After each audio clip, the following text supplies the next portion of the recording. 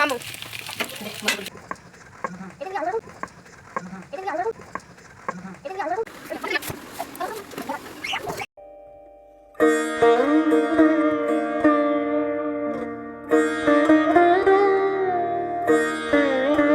Hello everyone, কেমন আছেন সবাই? আশা করছি সবাই অনেক ভালো আছেন। আজ আমি ভালো নেই।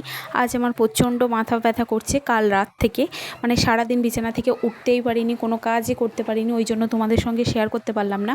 সন্ধ্যাবেলা ওষুধ খাওয়ার পর একটু ভালো লাগছে। সারাদিন কিছু না খাওয়াই, মানে ভাত ছুঁয়েও দেখিনি আজকে, সত্যি বলছি। খুব খারাপ লাগছিলো শরীরটা। এখন ইচ্ছা হলো, বাইরে ঝমঝম করে বৃষ্টি পাচ্ছে, মোমো খাবো। কিন্তু আমাদের বাড়িতে ফ্যামিলি মেম্বার 13-14 জন, 13-14 জনের মোমো কিনে আনার মতো সামর্থ্য সত্যি বলছি আমাদের নেই। ওই জন্য মাথায় অনেক চিন্তাভাবনা করে বানিয়ে ফেললাম, চলো আজ বাড়িতে ট্রাই করা যাক। জীবনে ফার্স্ট টাইম বানিয়েছি মোমো, কিন্তু এতটা মানে সুন্দর হবে আমার কল্পনার বাইরে ছিল। বাড়ির ছোট থেকে বড় সবাই খেয়ে খুব প্রশংসা করেছে। মেনলি আমারও খুব ভালো লেগেছে। হয়তো বলবে নিজে করে আবার নিজের প্রশংসা, সত্যি বলছি দোকানে যে মোমো কিনে খাই তার থেকে অনেক গুণ আমার মনে হলো যে ভালো হয়েছে। আর স্বাস্থ্যকর এরকম বাড়িতে করে খাওয়া বাইরের থেকে খাবার কিনে খাওয়াতে আমি মনে করি অনেকটা বেটার। ওই জন্য এইসব কথা, মানে মধ্যবিত্ত পরিবারের থেকে এইসব চিন্তা ভাবনা করে সমস্ত সব কিছুটাই আমি বাড়িতে চেষ্টা করি। বিরিয়ানি আমি পারি না এমন কোনো রান্না নেই।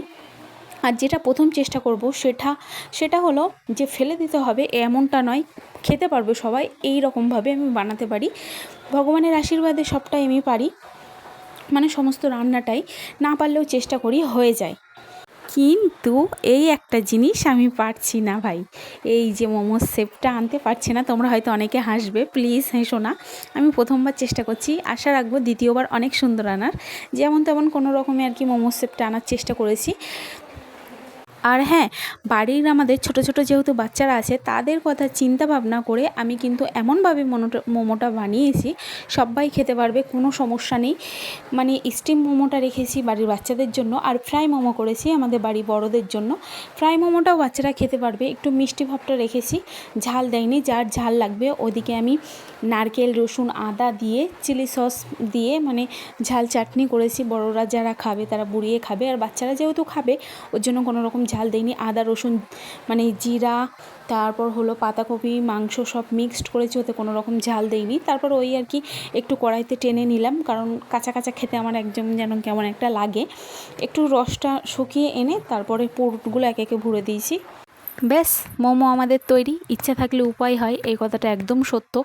ইচ্ছা থাকলে উপায় হবেই, আর ধৈর্য রাখলে ফল নিশ্চয়ই পাবে। অনেক বকবক করে ফেললাম, চলো এবার ট্রাই করার পালা।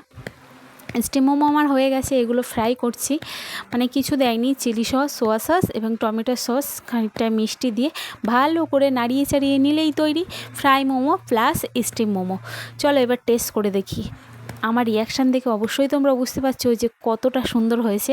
নিজের জিনিস নিজেই প্রশংসা করছি। এই দেখো, ও খেয়েও কিন্তু খুব নাম করেছে। চলো আজ এই পর্যন্ত, টাটা। সবাই ভালো থাকবেন, সুস্থ থাকবেন।